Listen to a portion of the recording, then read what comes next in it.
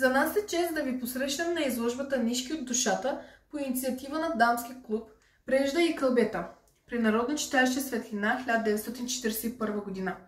Намираме се в село Преславци, община Тутракан, Република България. На влизане може да разгледате дамска и мъжка носия, които са над 100 години, обличани на специални обреди, характерни за алианите в село Преславци. Тук може да видите и други носии от различни епохи, които показват разнообразието в алианската народна носия.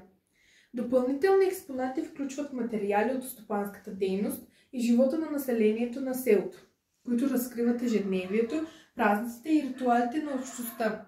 Изложбата е по инициатива на група за обреден фолклор Гайтани при Народно читалище Светлина 1941 година, село Преславци. Преминавайки във втората зала, виждаме отдадената почет за едно от най-старите и най-красиви изкуства – ръкоделието. Изложбата е подредена на отдели, чеврета, ковор, забратки, пешкири, паспас, елеци, чорапи и карета.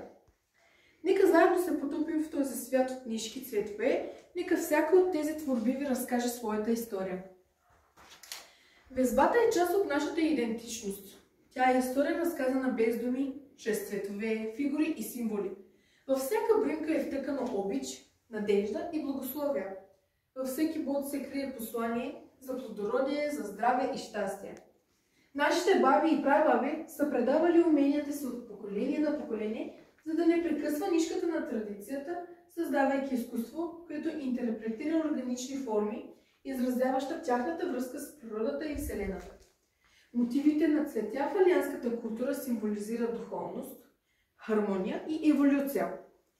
В изложбата ще откриете абстрактни форми, които често включват сложни симетрии, създавайки визуален език, който е едновременно загадъчен и завладяващ. Тези ръчно изработени съкровища съживяват миналото и вдъхновяват бъдещето.